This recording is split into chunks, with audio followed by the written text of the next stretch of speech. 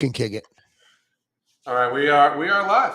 Yeah, we're live, and we're gonna try not to get banned. We're not going to say any of the keywords. No, not any of. Dude, did you see? I had a near Twitter death experience today.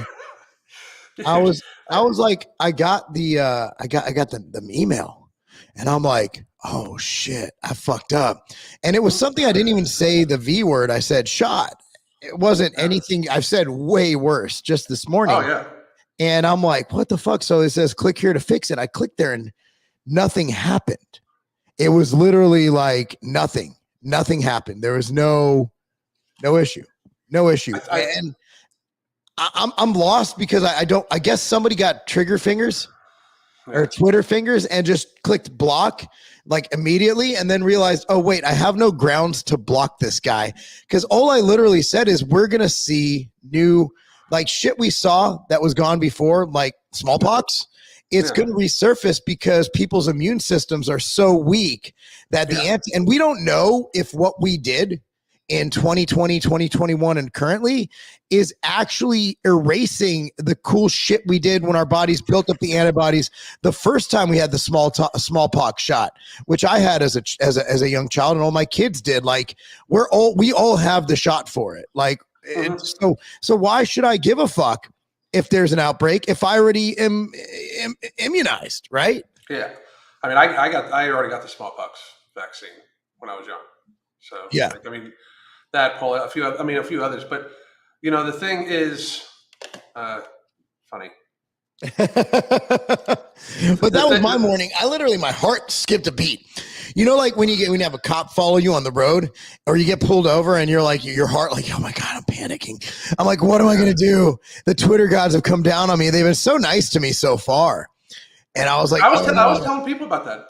Like that's where because people have been asking me to talk politics on my lives Monday through Friday, by the way, but I don't on YouTube because it's fruitless. Like if I want to help people, if me and you want to actually help millions of people get healthy, to get my channel deleted is just an exercise of humility. So I'll do that. I'll do that on the TikTok because dude, I'm viral on TikTok right now from like a video from last week. It's like I gained 1,000 subscribers in like a fucking hour. How does that even happen? I have no idea. I can't figure out TikTok, man. Like some people say you got to get them in the first 2 seconds and then you do long format videos and they work. I just think it's luck. And some people are just fun to watch. You hit I think a lot of you hit very, it shouldn't be controversial, right? He had very controversial points where some people watch you because they're like, I hate you. And some people watch you because they and I think more people agree with you than don't agree with you, but you're saying things that they're so afraid to say because they're afraid of being canceled. You know, I said this on Elijah Schaefer's show and also on Sarah's show on the Blaze TV last week, is that a lot of people wanted to speak out, but they would have lost their jobs. Right. So you and I have the distinct, honor of not caring, of owning our own companies. And so imagine if you have a family of 4, family of 5, and you go on and you say, guys, I don't think we should be staying indoors for 2 years. And then your boss calls you in and says, you say this one more time, we're going to let you go. And you're like, but I'm just saying what I feel. They're like, doesn't matter. You're going against the government narrative. And that's what we saw. I mean, because a lot of people, all you have to do is go to the airport and look at how many people aren't wearing coverings on their face and realize nobody liked this. They just went along with it because they didn't want to get fired. So essentially that's corporatism, which is essentially, I don't know if it's fascism. That's what they call that. Yeah. I mean, it's insane to me that I think that was the most disheartening thing. And I talk about it all the time. Like when people just went along with everything, like nobody even questioned, and it got so visceral. Like, I mean, people I mean, I don't know about you, but I mean, well, I do know about you. I mean, both of us took like such heat where I'm like, but like, here's my thing. I'm not even saying anything that's crazy, like totally insane. Like when I talk about like, this is what we've done for decades, it was just very strange, but I hear what you're saying. A lot of people, I tell people about Twitter too. Like Twitter's where I let my shit fucking hang out. I've only been like banned from there for like a day one time. But I say whatever the fuck comes. I'm to the point where I'm shocked that they have it. But but I just don't Yeah. worry about it on Twitter. Like, Well, I but also think that YouTube's very much we're going to talk in code. even though we're pretty big and I got a little blue check, I just don't think we're at that level. Like, dude, they banned a president while he was president. They just don't care. And there's no, and he said nothing really bad. And what happened on that day on January 6th, it was stupid. Like, but if we think for a second that the country is going to be taken over by a bunch of unarmed boomers, like we're screwed. Like we literally have armies, right? We have armies out there, armies wanting to take us down. Every other country in the world wants America to fall. And we're worried about a bunch of Trump voters. I mean, I think the whole thing, AOC wasn't even there. She's like, I was so scared. I'm like, bitch, you ain't grow up in the hood. yeah. Walk down any street in Chicago on any weekend. Like something like fucking 15 people died in Chicago this past weekend. It's like people just don't. People are like, it happens. It was like, dude, that was my whole argument. Look, man, I believe. Like, man, I'm not anti-Ukraine. I'm not coming out of. I'm not that guy. Like, I don't want Ukraine to be fucked up. All right. Yeah. But I do want America to be taken care of. And if we have $40 billion, we could use a lot of that money to fix it. Well, you can't just give money to the streets. You don't just give money. I'm not just saying give $100,000 to every family in the hood. What I'm saying is you hire more police officers, you flood the street with cops, you have more community outreach programs, you start more youth sports programs. It's not that hard. With $40 billion, give me $1 billion, give me fucking $500 million. I'll fix the south side of Chicago tomorrow. Yeah. It will take 2-3 years, but I will make that crime rate will be down to nothing. You need to flood the streets with cops. I know a lot of you people don't like that, but guess what? Generally, when cops are around, people don't commit as many crimes. The fucked up thing is, dude, and you and I know a bunch of people that grew up in areas like that. It's weird to hear like mostly very far leftist people talk about how like we need less police. But if you go down into the fucking hood, they want more cops. Like people that aren't trying to do fuck shit that live in the hood, they want more cops. Like more and more. I'm not. First of all, I lost a lot of respect for cops during the lockdowns. Just heads up. I used to be like, oh, cops are great. Now I'm like, well, there's some bad ones. I'm like, I used to be that guy. Like, I'm still a blue flag guy. I'm still that guy. But I noticed that, they will do what it takes to keep their job, a lot of them. And some of them left because they didn't agree. A lot of cops left because they didn't agree with what was going down. And I respect them. But when they leave, then we're stuck with the ones who will do whatever the government tells them to, or their boss tells them to, even if it's wrong. So I firmly, and that's the thing, is that I'm not I hate being labeled as anti-Ukraine. I just think that it's not my problem. My problem is that poor child, that poor minority child, I might add, who's getting killed in Chicago. A lot of people don't realize I grew up in proximity to where these atrocities are taking place in LA. So these crimes can be stopped. We can stop inner city violence, but we're not going to do it unless we pay attention to it. And nobody wants to stop it. Nobody cares. Like, we could have stopped it a long time ago. Lori Lightfoot doesn't give a fuck about your child, whether they're black or they're white. Everybody doesn't care, but it's such an easy fix. We're printing money to send it to Ukraine. My thought is, why are we working to save a bunch of white people in Ukraine? We could save a bunch of Americans who happen to not be white right in our own backyard of Chicago and LA. Well, that's because, and you were very well aware, this is everybody watching, that I am an atheist, but Lori Lightfoot is a demon. Like.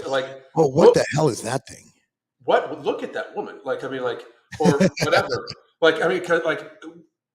Whatever. Like, she looks like the world is so crazy. Yeah, she's evil. Like, the world is so crazy, but it literally looks like a DC movie. Like, she looks like a villain from a DC movie. Fucking, what's his name? Gavin Newsom from California. He looks like he is a DC villain. Like, looks and acts like it. Yeah. You got the fucking guy that wanted to be the mob boss from fucking New York. What's his name? Cuomo, grabbing everybody's ass. God, yeah. Like, it is like my friend, I commented that one video where my buddy talks about, he sings a song called "We're Living in a Movie." Like we're living in a movie right now. It's so crazy. It is so weird that the bad guys really look like bad guys, and then you Yes. have, I was talking to one of the people at the Blaze about Marjorie Taylor Greene, and they've met her. I've never met her. I've spoken to her on many occasions. She's literally just like a mom.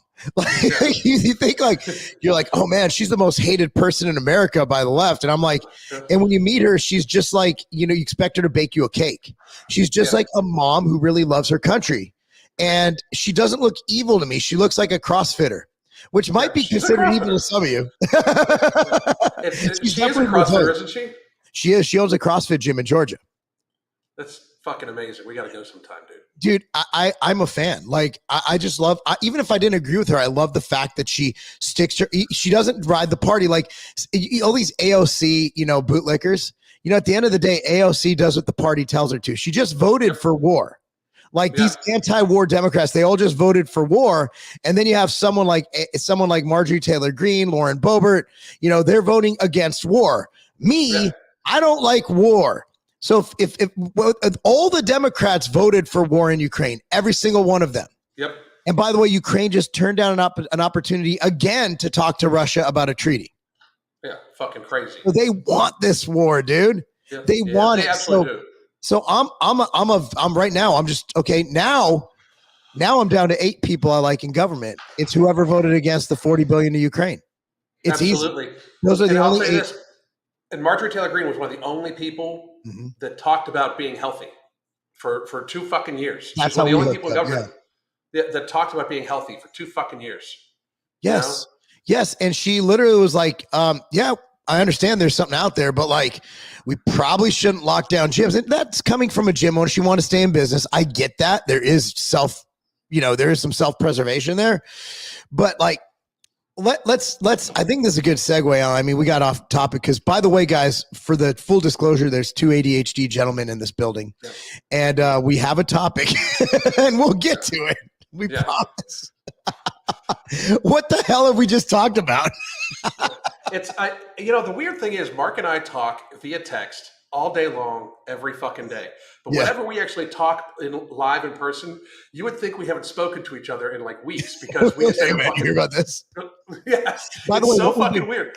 I got to segue. What we've been talking about lately is we actually tomorrow have a new product launching. We talked about it a year ago, but it took that long to get it perfect and get all the ingredients. These ingredients are patented, so we had to get it in. No Morbidity is coming out tomorrow, and it is the first of its kind. It's not a kitchen sink formula. It is a non-stimulant appetite suppressant with 4 very potent ingredients that actually target your appetite and your stress levels, because a lot of people stress eat. So No Morbidity is such a breakthrough, not just for our company, which is under Ambrosia, and Alan's a partner in that brand, in the brand of No Morbidity under Ambrosia, but for the world, because the reason people are overweight is because of a lot of reasons. But the number one reason is people eat too damn much food. It's not because you're eating this food or that food. That could be part of it. A lot of it is because you're eating too much calorically dense food. A lot of that comes from craving. A lot of that comes from stress. You look at macaroni and cheese, food like that, those are comfort foods. What causes you to want to eat comfort food? Stress. So we went and made sure we covered all angles. So you cover stress, you cover appetite, and you put those together, non-stimulant. This is something anyone can take. This is something that's been in the works for well over a year, and it launches tomorrow at 9 a.m. Pacific Standard. Yep. And the thing that I was just, people that are on my channel have seen this. Okay, my channel's linked in here too. But like, Mark and I, when we first started talking about it, I literally said, "There's so many good fat burners already in the market, but the issue is." They're all designed at people that can take the stims, that can take the thermogenics and stuff like that. Basically athletes trying to lose that 20, 30 pounds, right?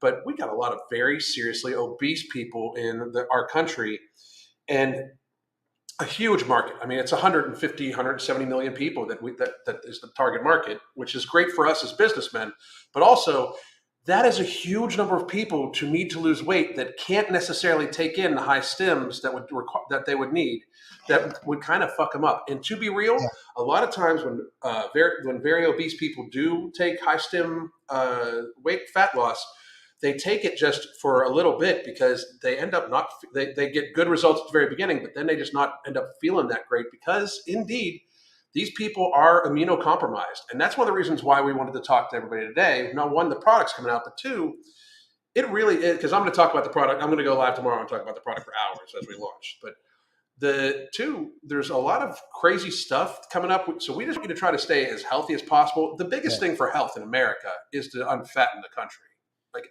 beyond a shadow of a doubt. Yeah. Number one is unfatten yourself. That takes care of a lot of things, including your blood pressure, your cholesterol. All those things are linked to obesity. And what gets you obese also contributes to those. And obesity will exacerbate those issues. So you're doing two things at once. One is what caused you to become fat also caused your cholesterol, your triglycerides, your heart health to become, malaffected. But another thing is once you get fat, those things just naturally go up. So our argument has always been there's no such thing as a healthy fat person. There just isn't. You might be healthier than someone who might be even more unhealthy, but nobody who's fat can say, yep, I'm healthy, because you're putting yourself literally at statistical risk of dying from so many other comorbidities. And I gotta say this, that's why we called our product No Morbidity, because obesity is the number one comorbidity, and our goal is for people not to die. And I know that's hard because we're literally like, dude, this is what's happening. And people are like, you guys are heartless. And no, there's nobody in this world who wants to save more lives than we do. Nobody. And we say what we have to say out of love, out of care. But honestly, the whole like, oh, everybody's beautiful thing, that shit ain't working. People are getting bigger, they're getting fatter, they're getting lazier. We can't even get out of the car to get Starbucks anymore. We go through drive-thrus. Think about it. You're getting a 500-calorie drink at least. You can't even get up off your ass to purchase it. You're ordering it online. You're getting it taken to your car by some dude. It's crazy. It's insane. Somebody did ask a real good question. How long can you take before needing a break? I've taken it for the entire year just to manage my binge eating, and with only a month off. And I just wanted to make sure that we could go off it without having any very serious spike in hunger. And I did not, because I built up. The idea behind No Morbidity is to reduce your hunger, reduce your stress to the point where you work on your lifestyle skills, get properly hydrated, get out in the sun, get some fucking vitamin D in you. Get to the point where you're eating mostly whole foods, with the minimally processed foods being a minority. That's what I've used it for a year. Right now, and this is just the plug. No Morbidity launches tomorrow noon. I'm super excited, but just as a very serious plug, I have absolutely no physical hunger, and everybody is different. But I take Marc's multivitamin every single day because some cravings do come from vitamin deficiencies. So right. if you have some cravings, oftentimes, like if you crave a lot of chocolate, oftentimes that's a magnesium deficiency. Just so people know, just as an example, right? But I take a multivitamin every single day, and I take berberine, nutrient driver, 3 times a day, and I take the ingredients for No Morbidity at noon. I don't have physical hunger. My wife reminds me to eat.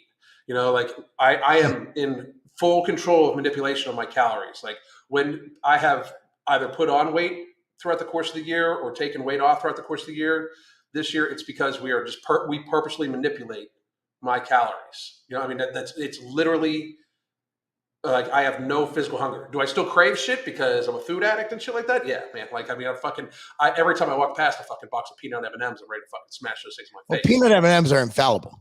They're good. Dude, they are like my binge trigger for real. We joke about it on my channel all the time. Like I have this recurring nightmare that the trolls find out my address and somebody sends me a box in the mail of just 3 peanut M&Ms, and this is an actual nightmare I have. And I go to the mailbox, I open up the package because I'm stupid. I don't even check to see if it's ticking. And I open up the package, and before I can do anything, I throw the 3 peanut M&Ms in my mouth, and it causes me to go inside the house and binge on everything.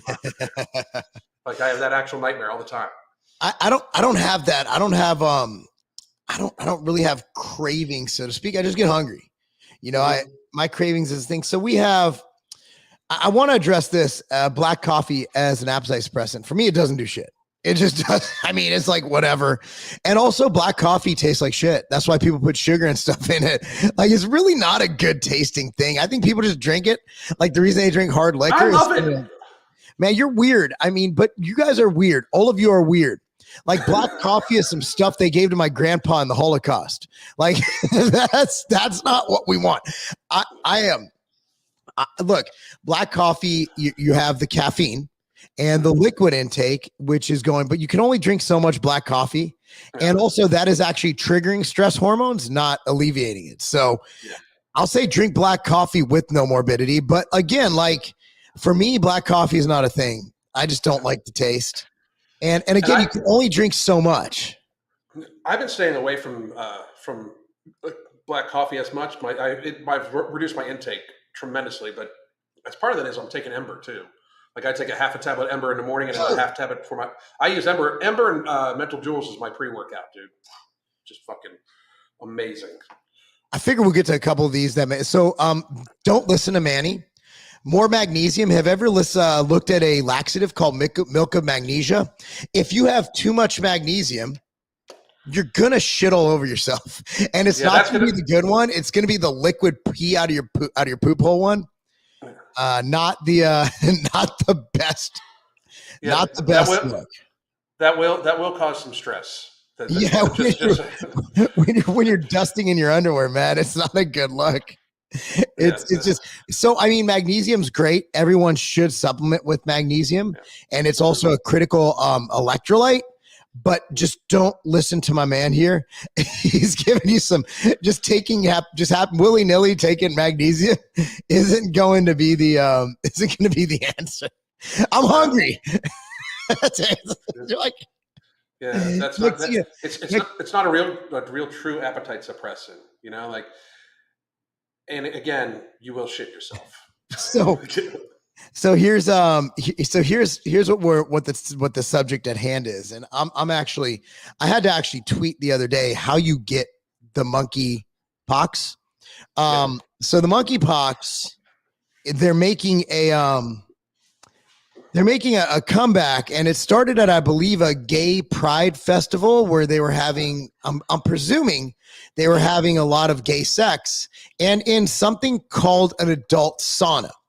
And I have a sauna in my house, and it's just a regular sauna, but I'm guessing in adult saunas, there's a bunch of orgies going on. That's my guess, because like adult movies are like sex movies. So I'm guessing like Deadpool had some bad words in it, but we didn't call it an adult movie. So for those of you in the comments, please let us know, am I right in assuming that an adult sauna is a sauna where you have unprotected promiscuous sex with other individuals, including homosexual sex, which is all good. If you're having sex, go have sex. But it appears that this is blossomed, so to speak, from gay stuff, from a gay parade and a sauna, which I guess could have been co-ed. Yeah, I think it would have been. I think it was co-ed, but I also this isn't a new virus. Just so why wasn't I invited? It sounds like a good time, Alan. Yeah, seriously, we don't. I mean, where was our invite to Belgium for this for promiscuous sauna? Well, I had spoken mad shit about the Belgium health minister, like the former Belgian health minister. The one with the chins, the big one. Yeah, the one that looks like Jabba. Yeah, she's awesome.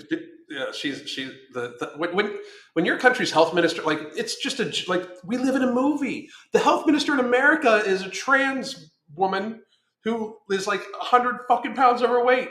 Like we live in a movie. I swear, it's so fucking crazy. And like we said earlier, the villains actually look like villains. Like this is It's literally, I don't know. I wake up every morning and I open Twitter and I don't know what absurdities I'm going to be met with. It's a race for me and Mark to see who can text each other the fucking crazier shit every fucking day. It's so like, have you seen this? No, I haven't seen this. Like recently, and we're trying to stay on topic here as much as we can. But if you're interested in being healthy, you should check out all the data. Mark and I have always talked about that. But like, this virus has been around a long time. from what I understand, it's making its comeback.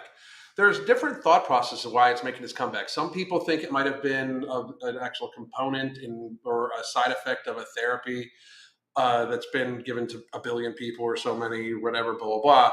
But it also could, and it could be a side effect that like people's immune systems are just fucking shit.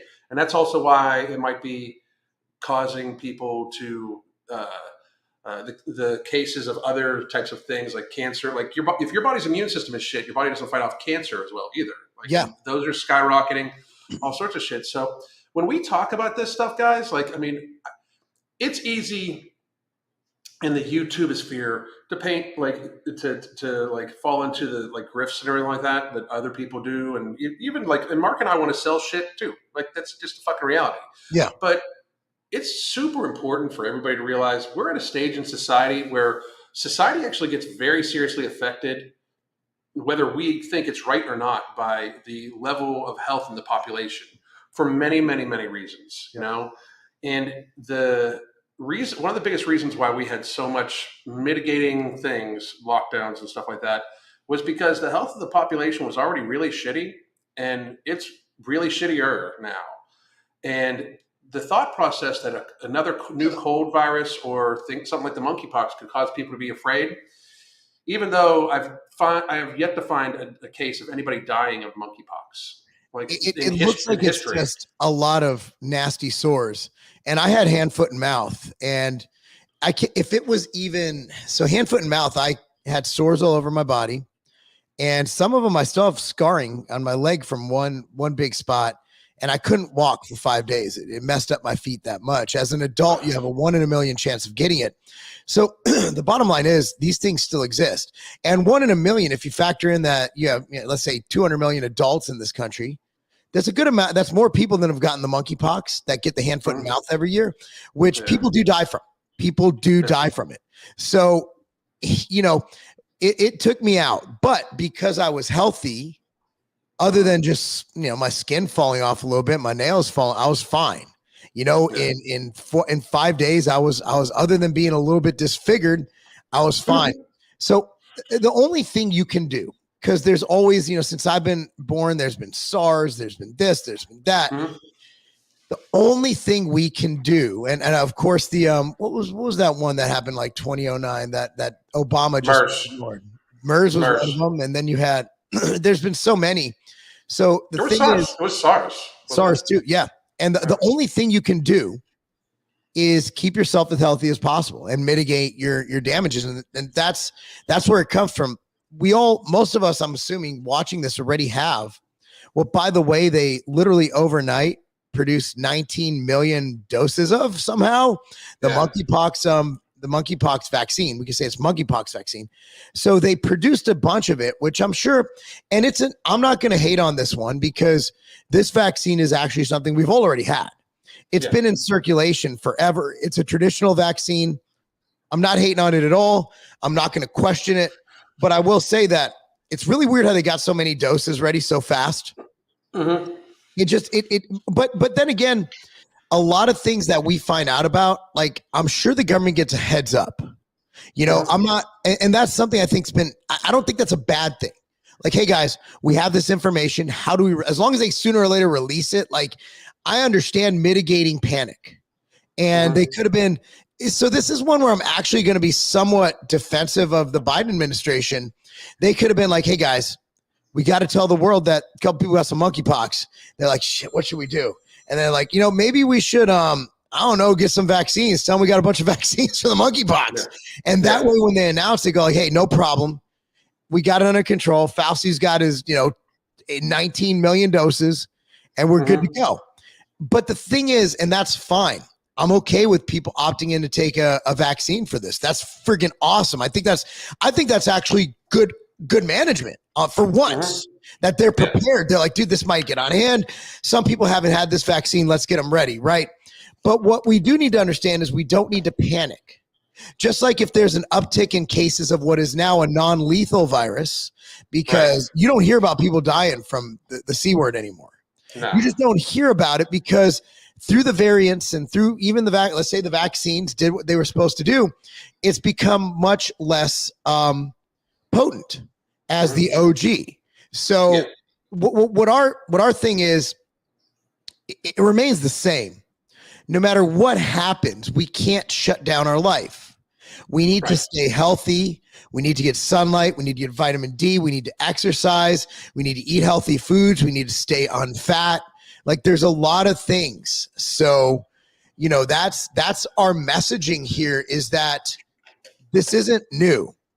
No. And we can't alter our way of life because there's always going to be something. The only difference is people are hypersensitive to everything that's coming out right now.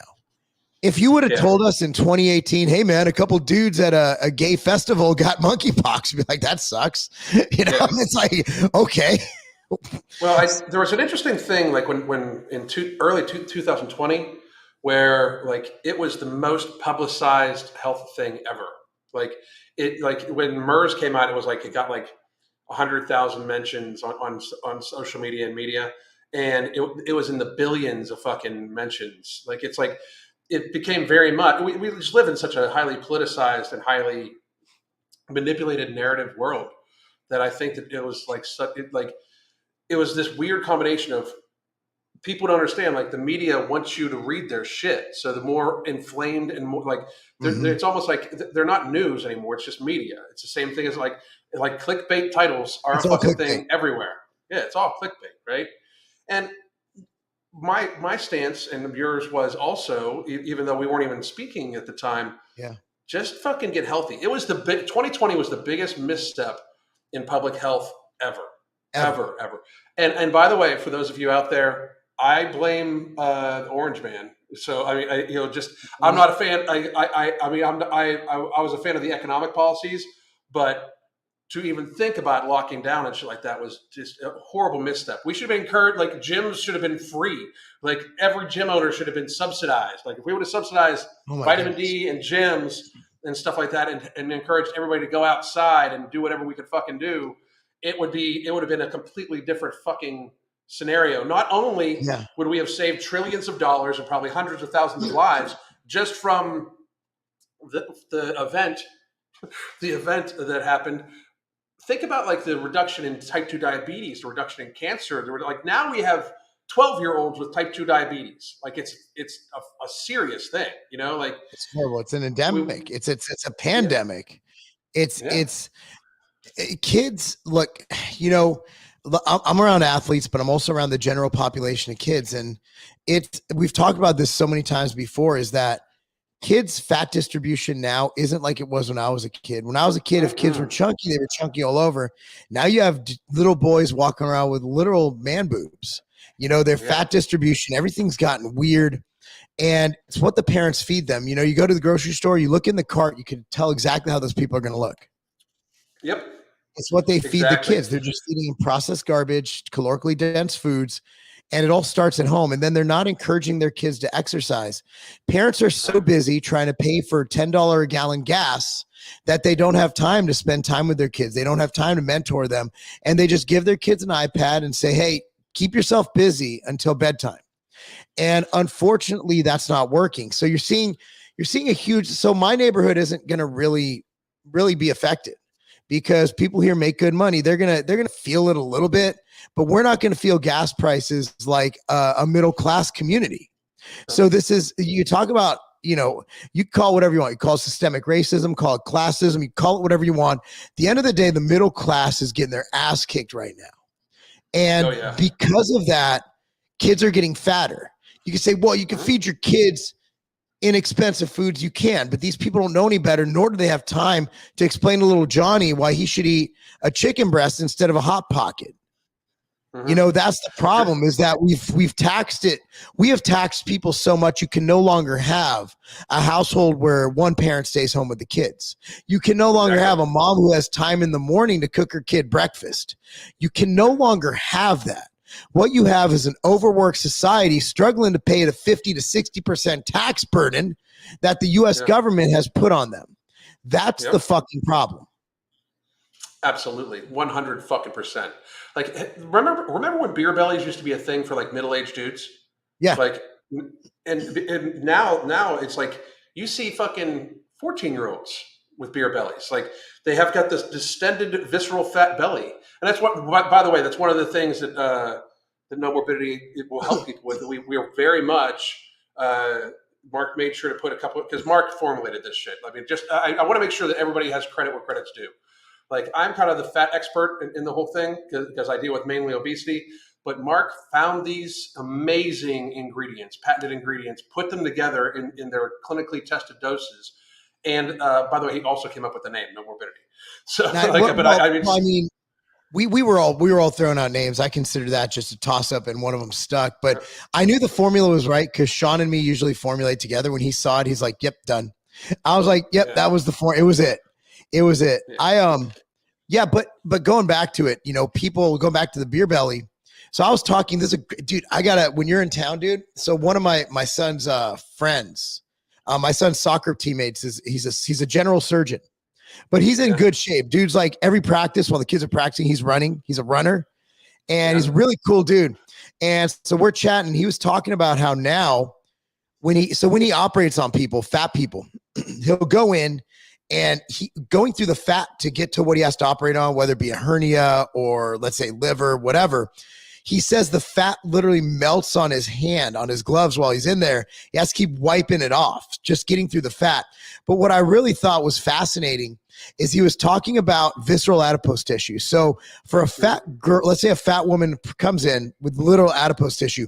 Once he gets through the fat, it's perfect, right? But a dude with visceral adipose tissue, it's like going into a lean person. But once he gets to their organs, it's just full of fat. So imagine if your intestine was just chock full of fat. So these guys, where they have that hard stomach, their fat is actually within the organs. And I spent an hour talking to this guy at a soccer get together this weekend, and I was fascinated. And he's like, it's so hard to operate. So his operation time from when he started to now has doubled because everybody's fat. And to get through the fat, to get through what he needs to operate on is literally another operation. Yeah. Well, that's crazy though. Because I haven't talked to a surgeon about that, but I can tell you it's probably has a little bit to do with a lot of people claim that the whole medical fat phobia bullshit I can't stand. Like they don't even have the proper way to test you. Like they're like x-rays. If you have a lot of visceral fat, x-rays don't really work that well on you because they would there's a thing called proton degradation. So they would have to increase the dosage of radiation so high that would be dangerous for you to get through for a very morbidly obese person, like a 350-pound person. They would have to give you such high doses of radiation to see your internal organs that the radiation would hurt you. Like it's the same thing for fat women with ultrasounds. Like really obese women, especially if they've eaten a lot of processed foods themselves, because processed foods does add to visceral fat, whether you're male or female. Absolutely. But ultrasounds for them are harder too because they can't get the sound waves strong enough without damaging organs in order to fucking to do ultrasounds and shit like that. It's just like this crazy thing like echocardiograms. Echocardiograms are how a lot of times it actually shows like a 3D picture of your heart. I don't know if you've ever had one, but you can see the valves of your heart opening and closing, which is weird. Like it's great for people like me who I get an ecocardiogram once a year because I have WPW. I have a little heart murmur. But my wife had one of those. She grew out of it, I think. Something like that. I have a little extra piece of tissue on my heart, so every year I get an echo done. Oh wow! But another reason why I needed to lose the fucking weight, like I really did. But a huge portion of it is like now that people are so fat, the echocardiograms don't work as well. Wow! Like we're literally reaching a stage where the medical technology, it's not fat phobic. There's physical limitations to what they can actually do, and people are just so fucking fat right now. And that's why I speak a lot against the fat acceptance movement. It's very dangerous to be telling these people there's nothing wrong. Like that's horrible. It's just a lie, Yeah, I think our definition of fat is different. So even when I was on, we were looking at that model. You remember Elijah Schaefer's show? We're on there, and the Sports Illustrated model, and I'm like, yeah, she's not fat to me. She's just chunky. She could lose a bit. I don't see her as dangerously fat, right? Like, I don't think we should celebrate that as the pinnacle of of physical fitness. But like, when I think fat, it's not her. You could use a couple pounds off, you know, I mean, that won't hurt her. But, you know, he's like, what do you think about that? I'm like, yeah, I mean, she's attractive, and, you know, that's more realistic of what not healthy weight person, but someone who's getting there, who's not far off from striking distance. That's me. So when I say fat people, yeah, go ahead. No, you go. When I say fat people, it's generally not just some person with a little bit extra junk in the trunk. That might be mostly subcutaneous, not visceral. You could tell she wasn't visceral. So for me, she's not healthy by any means, but that's not the example. That's not the fight we need to make. No. Although I will say this, like it depends on which stats of hers you read. Like somebody sent me stats where she's 5'10", 240. If she's 5'10", 240, she's morbidly obese. That's big. But I will say this. They airbrushed and fucking photoshopped the fuck out of her too. Like I need to see a non-airbrush photo. Yeah. Like I've seen a few other pictures of her on the runway where I'm like, oh yeah, she's fat. But here's my thing. The crazy, you know, when me and you were growing up, a 300-pound dude, like I remember one of my other good friends, Jeff McCool, he's the lead singer in the band that's in my intro music. His brother-in-law is the Undertaker, from the wrestler, the Undertaker. No shit. Yeah.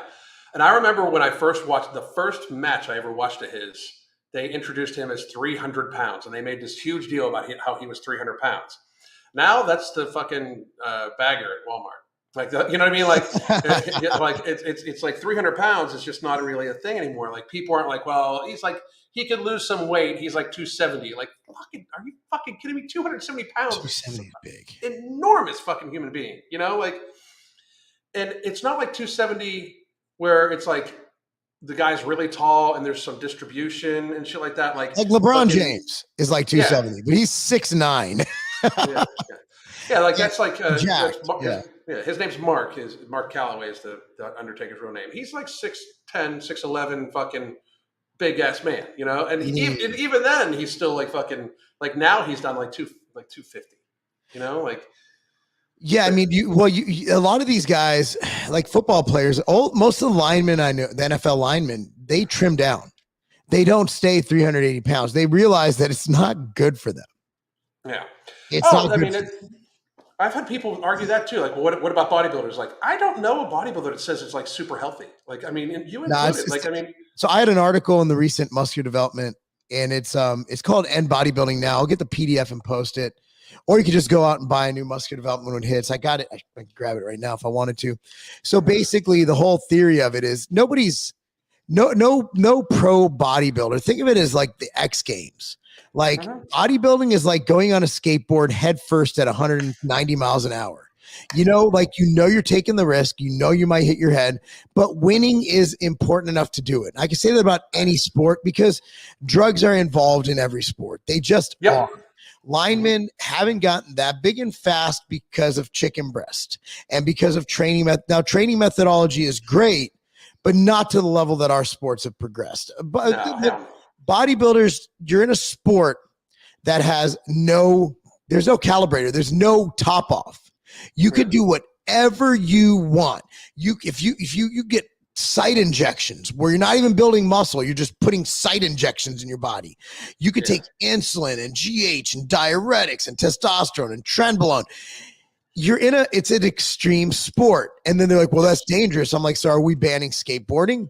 Have you ever done a triple flip in the air with a skateboard and tried not to break your neck? Right. Like, every sport that is extreme is dangerous, and bodybuilding's an extreme sport. So those are the crazy ones. But to say pro bodybuilding, is it healthy? No. Bodybuilding is a hobby when you're doing it for health and you're lifting weights. Yes. That is probably the healthiest thing you could do, but it's all about dose, right? Like lifting and taking drugs like a bodybuilder who's professional does, not healthy. Lifting weights, healthy. It's a matter of how insane and into it you go with it. So it's like, it's obviously not healthy for a guy to throw a pitch 100 miles an hour, 100 pitches a day for 20 years straight. But if I go Right. play catch with my kid, it's good, healthy activity. Right. So Exactly. You yeah. know, I find it amazing though that the like bodybuilders get such a rap when like football players like so bodybuilding's bad because you build your body up and then you have to the amount of like I think one of the most unhealthy things for bodybuilders is the food. Like Oh God. Yeah. out of all the bodybuilders I met, you're the only one that actually kind of sticks close to fucking healthy food. You know what I mean? Like and like because most of the other ones like they're eating fucking Fruit Loops and shit. Like I mean, like a box of them a day. You know, Well, you like got to get the calories in. Once you yeah, get to that level, and if you are using insulin, yeah, which I don't use, if you are using insulin, if you don't eat enough carbohydrate, you'll die. So I yeah, mean, you're literally taking a drug that you need something to offset it to not die. That's generally going to be a healthy practice, but people lump us all together. right, right. And because I'm an IFBB pro, they think, well, because this guy, I'm in the 212 class, guys. I'm Yeah. not playing that mass game, but I also understand why they do it. I'm just at a different level in life. You know, I'm not trying to make my money as a bodybuilder. I just really like looking a certain way and lifting heavy weights and seeing where I can push myself. But I'm not Yeah. taking those risks. So you can't compare me to Nick Walker or Big Ramy because No, they're way bigger than me and they do, presumably, they take more risks than me. And again, I might yeah, be wrong, but I'm guessing they take more yeah. risks. For me, it's about risk reward. Everything I do, I'm like, well, is this to have a reward to Right, it? Is this worth the risk? So when those guys, their goal is to be the greatest bodybuilder of all time. right. I mean, but then you look at like my original point was it's more healthy if you ask me than football players. Like Oh I God, yeah, like we're not running headfirst into each other. that's what I'm saying. Like I mean, people do not like the amount of the amount of fucking punishment the human body can take is also limited. These guys, like, I know so many high school kids, like kids that I went to, like, this is back fucking 30 years ago when I went to high school, or 35 years ago. Fuck, oh my God, holy shit. But Jesus. like, we had like almost our entire football team. And if you're from Baldwin High School and you're watching, and I out you too fucking bad, but almost the entire football team, seniors, their parents had them on fucking juice. And these My kinds, school didn't do that to my knowledge. I the, didn't know what steroids were. dude, we were from Western Pennsylvania. The WPIL, the number one high school football team was from WPIL. Like for my 4 years, they were the number one in the nation. Their average lineman was 300 pounds So our in high average school. was 280, and we were the biggest in the conference in California, which is very competitive. Yeah. But so Maria brings up, and I would like to take a shot at this question, Alan, because it's one I feel very strongly about. If you aren't taking drugs, at what point would you say someone goes from muscular and healthy and muscular and unhealthy? If you're staying lean, there is no such thing as muscular and unhealthy. If you're natural, because your Yeah. body will self-regulate how much muscle you could put on unless you have a myostatin deficiency, which you don't have. There's no such thing as being too muscular if you're natural, because even the best natural body. So Brian Whitaker, I don't know if you've heard of him, Alan. I've mentioned him a few times. He won WMBF Worlds a couple times. Guy shredded. He's about 5'10". You know what his stage weight was every year? He never got above 160. And Brian Whitaker trains, he lifts weights as heavy as I do at 200 plus pounds. He does his thing, but the difference is he's natural. So his body naturally kept him at a healthy level. Your body does not want too much muscle naturally, because muscle is the worst thing you could have for survival. It's very metabolically expensive, and fat is literally stored energy. So your body does its best to gain fat and lose muscle. So Brian Whitaker is my benchmark for being the best of the best of the best. And he was 5'10", 160 pounds. Yeah. And the best bodybuilder in the world for multiple years.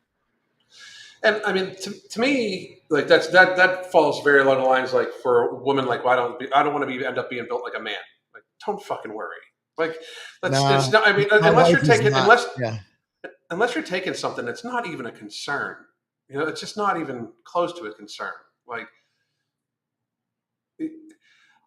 like your wife works out every day. My wife works out every day. My daughter's the state record holder in every power lift, and she's still a Yeah. sweet petite. You know, my daughter's an athlete, so you can't really use her as a, but she still doesn't look like a dude.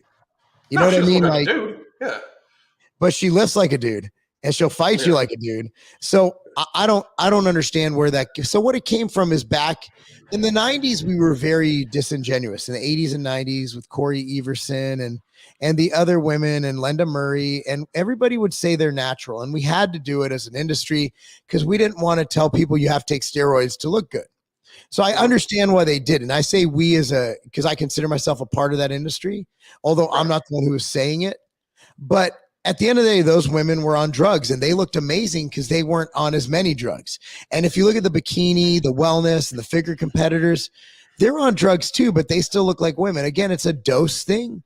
So, but that's, again, if you're natural and you lift weights and you try to gain what, and you try to gain muscle and not fat, there's no way you're unhealthy. There's never a point of being unhealthy if you lift weights. Right. I mean, that's what the thing that I kind of, it bothers me to a great degree, because people then, like, we're in a stage in society where people are bastardizing even weight, like they're making it seem like weightlifting is evil. Like, you know, like the alt-right gym owner thing. Like, Oh God, what was the New York Times where it's trying to say that it's like it's racist to work out? Like, that I'm sure weightlifting is white supremacy. yeah, I'm sure Phil Heath and CT Fletcher and fucking Microsheet and a bunch of other people that are in our fucking circle might have a fucking like something to say about that. If you, You go know, to, like, if you go to Iron Addicts Gym, it's the weirdest Ku Klux Klan gym because everybody's black. yeah, I'm like, you are the weirdest looking Nazis, and then there's a Jewish owner. yeah. I mean, So basically, here's what's happened. And there's a reason I'm on the Blaze, and there's a reason I'm invited on these shows. It's not because I'm attractive or smart. It's because I'm a conservative who lifts. Because conservatives have, for some reason, become the party of fitness. Because if you even look at what we're seeing a bunch of the Democrats are the weak nerds who we beat up in high school. You know, they're the weird ones, the weird hair, they're pudgy, they're skinny, they're fat, they're just nerds. And then you have Lauren Boebert, Marjorie Taylor Greene. You got these good looking conservatives who are literally from the gym industry. And what I've found is that my friends who I was talking about earlier, and not mentioning names, I don't talk politics with all my friends. In fact, I don't talk about them much after this at all, because it's annoying. But most of my friends are not Democrats. And let me just put it this way. I only have about 3 friends who are white. So things have changed, whereas these guys were card-carrying Democrats about 4 years ago. So for some reason, the Democrat Party has been hijacked. Well, so everyone gets a trophy. You know, the team captains and the guys who get things done, and the girls who get things done, and the women who own CrossFit gyms, self-made business owners who are doing very well. You know, we like to take control of our own lives and our own health and our own destiny. And that's fitness. But Democrats, they want the government to tell them how to handle their health. yeah. Well, I mean, I find, like, I shared that dude on Twitter. He was like, gym bros are sad. They can only focus on one thing. It's like they find one thing to be successful at. Like, motherfucker, like, every fucking successful business person I know, I think, works out. You know, it's like, because to be truly successful, and I'm not talking like you own a store and you're okay, or you own a small restaurant, but like, besides being like a Food Network chef, every business owner I know works out like a lot. Like they take their physical stamina. Like, the last time I hung out with Mark, we worked all motherfucking day. We woke up at like 6 in the morning, went to the gym, we went to Planet Fitness. We worked all fucking day, and him and I were still talking in his living room at like fucking 1:30 in the fucking morning. Like, I mean, like, people like us need the energy to go. You have to stay healthy in order to be successful in fucking life. Because if you're, and this is not to shame nobody, but if you're 300 pounds, you're tired. I know all you the are. time. Yeah. All the fucking time. You're tired. You don't feel good. You get exhausted easy. You're at a naturally higher stress level because your body is just fucking stressed all the goddamn time. Mm-hmm. So it's the shit like where Mark's wife had an explant for her breast, her Yeah, breast. she got her titties taken out. Yeah, they were poisoning her, and she has more energy and everything like that just naturally now because she's not under constant oxidative stress, and that's what being overweight and being morbidly obese does. It keeps you under constant inflammation, which is oxidative stress on the body. And to think that like these people aren't the people that you should be listening to, like look at the fucking look at people that are in our government that don't take care of themselves. Nadler. Like Adler. I mean, like What? fucking And crazy. you got the governor of Illinois, Pritzker, telling us about health. He's probably 250 pounds overweight. Yeah. So that's how silly this world has become. Is that we are getting health advice from sick people who don't have to be sick, who choose to be sick. And I'm sorry. Look, kids, okay, I get it. You do what your parents tell you. But being fat, look, if I'm born black, yeah, okay, I can't change that. I was born white. Right. I wasn't given a checkbox. Do you want to be born white, brown, or black? No, I was born this color. It's not my fault, so I'm not apologizing for it. Now, you're not born fat. You might be born with a metabolism that's high or low, but fat is a choice. Yes, it is. It might be harder for you to stay lean with your certain genetic predisposition, but being fat is 100% a choice. And if you choose to be fat, that's on you. But just know that you're missing out. You only get a chance once, unless you believe in reincarnation, of course, to live this life. And even if you're religious, which I am, Alan, I'm somewhat religious, the afterlife. I don't want to wait till the afterlife, or I don't want to wait till heaven to live my best life. I can live my best life here. And I guarantee you this, if you're fat, you're not living your best life. No. You see fat people, they'll post on Instagram, I'm living my best life. No, you're not. Yeah. You're not even close to living your best life. Your best life is going to be if you're able to run, to jump, to play, to get out of bed without pain. That's your best life. Well, we also need to take a look at like the level of fatness in the last X amount of years. Like we always hear people talk about, well, the world's 42, or the country's 42% obese. Those are 2016 numbers that were published in 2018. Wow. Like, so everybody, like, let's be realistic, and people in the comments can talk about it. But when I go out and I live in Florida, people here, like where you live, people are healthier than normative. Oh my God. People out here are amazing. I mean, I live in heaven. I'm not even lying. Like I travel and I feel sad. Yeah. We traveled for our anniversary or for Crystal's birthday a couple weeks ago, and we went to a couple different beaches in Florida. Right.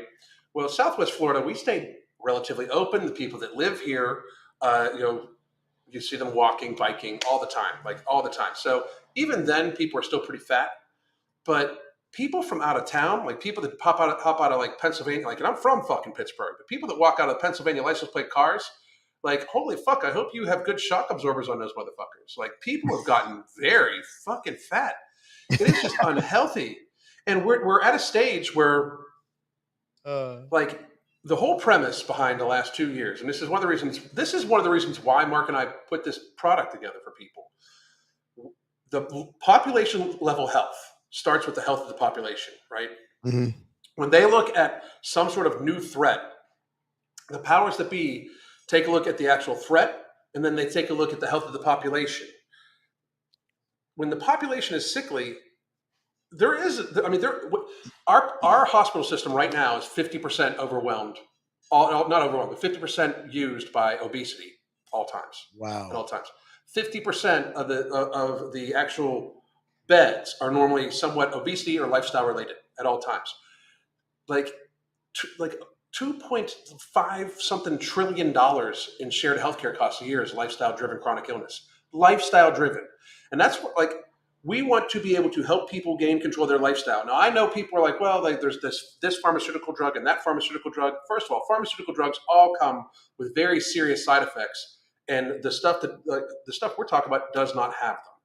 but also Mhm. how good is that working? It's not working clearly. Like the pharmaceutical is, it's not, the pharmaceuticals to help people get better lifestyles is not fucking working because No. it is an afterthought. It is like, it is okay, you're sick, so here's what we'll give you because you're sick.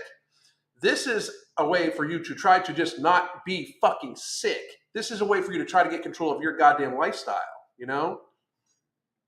Yeah. So that's the thing, is that you had fen, which ended up causing heart problems. You had, what was the one, Ally, that caused leaky anus? Was that Ally? I think it did. Yes, it was.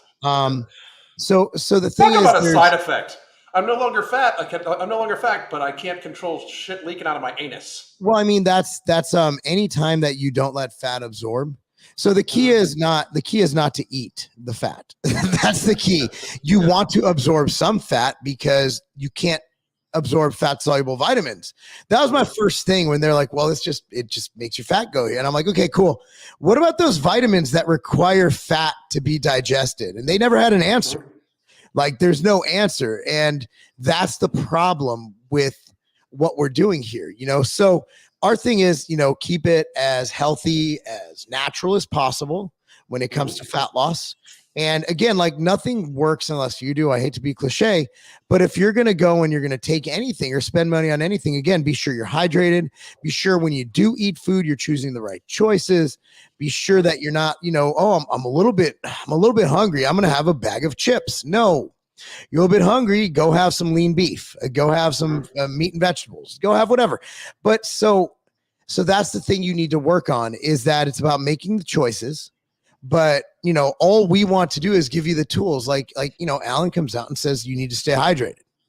Being dehydrated, and a lot of people do get dehydrated because they just don't think, oh, I need to drink, especially in the summer when if you're fat, like, fat people sweat a lot.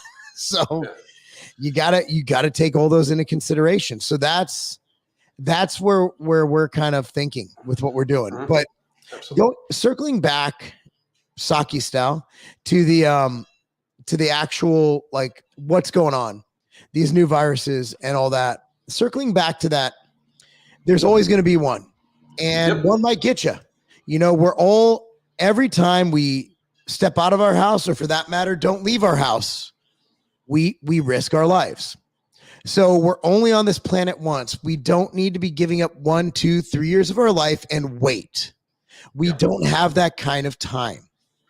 And that's why take an hour a day, exercise, make the right healthy food choices, supplement with certain things that help you, like a good it's Immortal. Someone asked earlier, Immortal's what Alan takes. Nectar, things like that improve that help improve your health. And you're like, well, my goal is this. Whatever your goal is, whether it's to lose weight, gain weight, you can't do any of that if you're dead or if you're sick. You can't train. Like I always tell my athletes, why do we do injury prevention? Well, you can't train or play if you're injured, right? Yep. Same thing. You can't do any of the cool stuff if you're sick or if you're dead. Yep. I mean, any of it at all. Like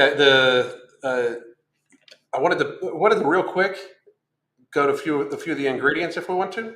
Oh yeah, we could probably end on that. We could literally talk till around 7 p.m. Yeah, you let us. No shit. By the way, I mean, we could, like, you guys could, like, the audience could just keep feeding us topics and we would keep going. It would be a long time. So, by the way, for those of you that haven't seen before, I've gone over the ingredients on this multiple times. We encourage people to go to the websites of these ingredients. Slimaluna is a patented ingredient you can go straight to their website. They have the data there. They literally have human tested clinical studies there. You can check out. Slimaluna has multiple things that it helps with, but it does help reduce anxiety. It helps promote calmness and positivity. It also reduces food cravings. It is a very serious appetite suppressant. Like I've been impressed with it. And KSM 66 is ashwagandha. It's the patented version of ashwagandha, which does help with increased testosterone. It helps with visceral fat. It helps with your mood to a great degree. Go ahead. No, I was just literally mouth agape at these ingredients are just so fucking good. It's good. Garcitrin is basically the patented form of Garcinia cambogia, and that's been one of the most time-tested weight loss supplements that there is. This is just happens to be the patented, clinically tested version of it. It helps with cortisol, helps control cortisol, which cortisol is your stress hormone. Cortisol that'll help with water retention also too, which a lot of people don't seem to. And I would like to just butt in on the ingredient quality real quick. We get the Garcitrin instead of just getting Garcinia. Number one, because a lot of these ingredients are imported. So even though we test things with NSF, we're also BSCG compliant, which is drug testing for sports. So these are 100% non-tainted, non-adulterated. So the thing about why we go with that is by going through the patent and trademark holder who ran all the studies, invested all the money in this ingredient, is we get another layer of check and balance. And we also get another layer of just confidence in the ingredient. We want you guys to have the best ingredients. Yes, absolutely. And then the one that Thinogen is an underused ingredient, I think. And it literally helps decouple the protein 1 from fat in white abdominal adipose tissue. So Marc, there was somebody fucking weeks ago that was like, did you claim that it has spot reduces fat? No, it doesn't spot reduce, but literally in clinical study, it does help reduce white adipose tissue abdominally. I mean, it's an amazing ingredient. And I personally have used these 4 ingredients separately, like not in the capsule form, for over a year. And like I said, it has been I am a binge eater. I have not binged in a year. That is the longest I have ever gone without binge eating. Now, don't get me wrong. I definitely eat a high protein, minimal processed carbohydrate diet. That's for sure. But it's not like I'm not eating like every single night. I have either a protein sludge or an outright bar. You know what I mean? Like every single night. It's not like I'm not tasting sweet shit. Well, I'll get to questions real quick. So testosterone, so basically it balances hormone levels. It's not a testosterone booster, but by controlling the stress hormone, you might see a favorable balancing of your hormones. So it's not a test booster. It's not going to increase. It's ashwagandha. Ashwagandha is not a test booster. Also realize that, and I'm going to put this in scientific terminology, men have balls and you don't. Yeah. So unless you are a person with balls who identifies as a female, which I'm completely cool with as long as you buy our product. But no, you don't have, if you're a woman, it's not going to increase your test. It'll balance it balances stress hormones though. That's one of the beauties of ashwagandha. Then you got the product's name. It was right there. It's No Morbidity. And this is my personal favorite. I don't know if he's talking about me or you, but one of us looks like Cali Muscle. What? As long as we don't sound like Cali Muscle, we're good. That protein, that'll kill you. But by the way, I was taking testosterone, trenbolone, insulin balone, clenbolone. What the fuck? I mean, dude, I like how he threatened to beat me up. We haven't addressed that together, have we? No, we have not. We have not addressed that together. So being that no one will watch this, I think this is a good time to do it because someone will clip it up. I have no intention of fighting anybody. I will stand up. I will not back down. But if Cali Muscle wants to get in my face and punch me, I'll gladly take that punch and call my Jewish attorney. Because, man, I ain't fighting anybody. But if he keeps punching me, I will be forced to defend myself. But here's the thing, though. Why are we even entertaining that? We're both over 40. And we simply had what we used to call back in the YouTube days. We did this all the time back when people weren't such little crybabies or so sensitive, is that he said something completely absurd. He said that protein is bad for you, yet he sells a pre-workout, which I would do a review on, but I'd probably get sued for slander because his pre-workout is so bad. And yes, we did sell it at Tiger Fitness because we sell products. I'm not here to police the industry. I'm here to offer what people want. The pre-workout is so underdosed and so laughable that I can't even do a review to make fun of him because I'll make fun of him so much, they'll probably sue me. So in my opinion, which I'm allowed to have, it is anybody who formulates what is under his name should be shut down for ripping people off. So if you're going to come and talk about whey protein, which is literally a derivative from milk, yeah, I mean, and say that that's what's killing you when you literally have been poisoning your body with what, okay, here's what I love. And I'm sorry to rant about this. Here's what I love. The first video he did, he's like, yeah, I just took a little bit of HRT of that testosterone, and that's all he took. Then the next video, it was a little more. And now his tell-all is he was on insulin. Fucking, he almost died from insulin and all this. And I'm watching this because I never watch a whole video. People send me clips and tell me where to watch. I'm like, dude, just give me a timestamp. I ain't got time for this shit.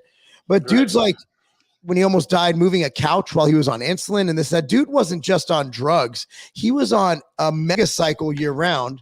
And then he's going to blame his heart problems on protein powder and creatine when he sells a pre-workout.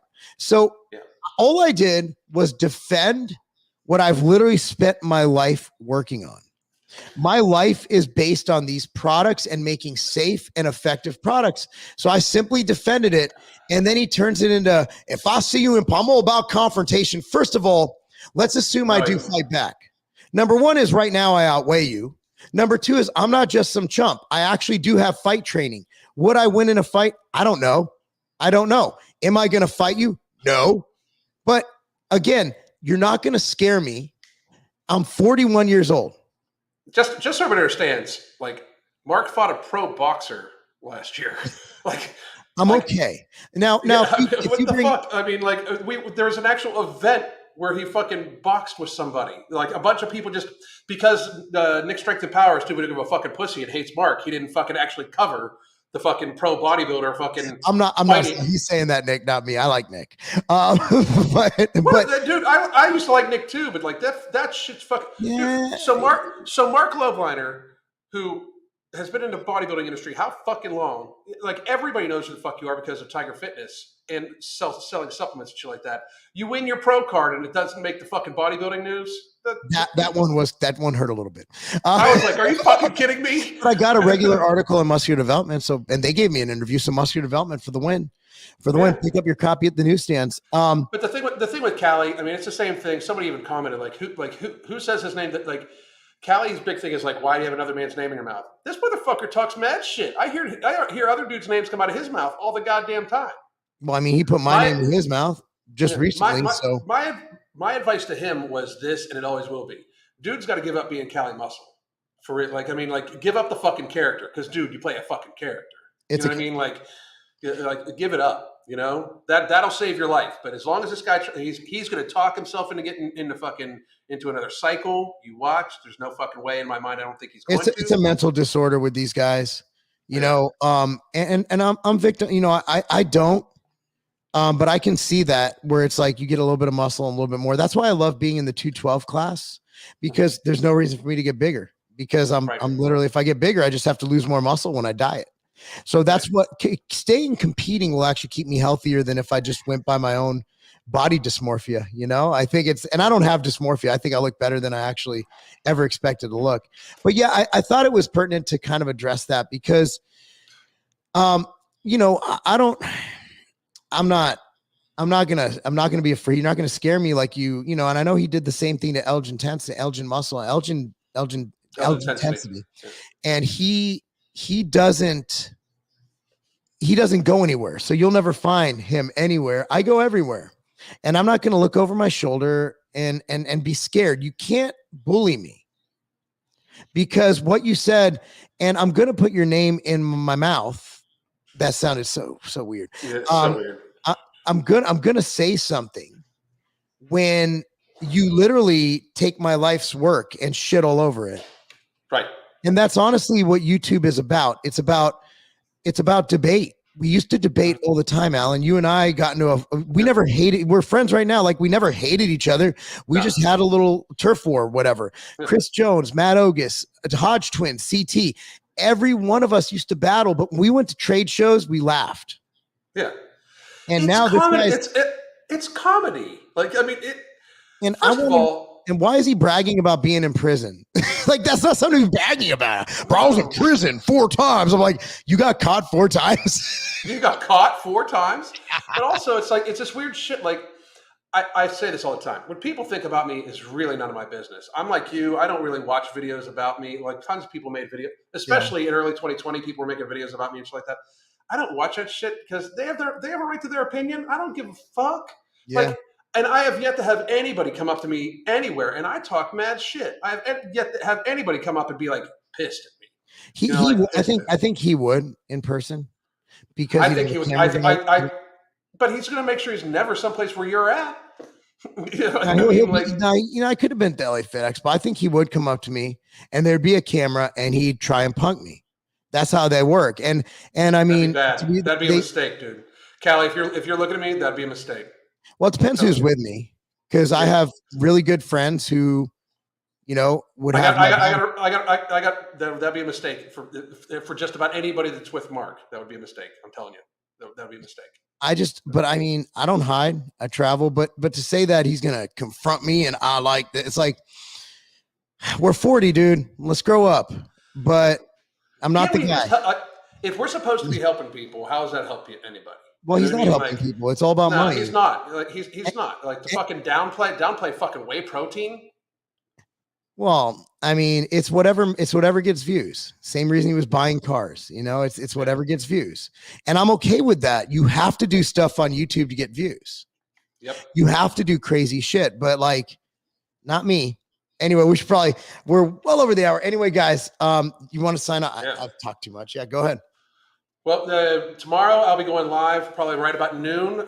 Noon Eastern time is when no more video release. I will have the link. I'm probably going to send the link out to everybody first, off my channel first thing in the morning when I get it. That way you'll be able to, as soon as it comes live, order the product. And I do suggest, and this is, I mean, first of all, if you're overseas, yes, we ship worldwide. But if you are overseas, I do suggest you get at least a couple bottles. That way you pay for, mitigate the payment for the shipping. But just to be fucking real, just so everybody understands, like with the first run is small. So it's going to take about 5 weeks to reload, probably 5 to 8 weeks to reload. So you should get 2 months worth. Trust me, you'll want to not just take it and then come off it. So you should at least get 2 months worth. Okay. 2 bottles. All right, guys. Well, thanks so much for watching. Yeah, we'll do this again multiple times. Hell yeah. Multiple times. All right. Thanks, everybody. Take care, guys. Bye.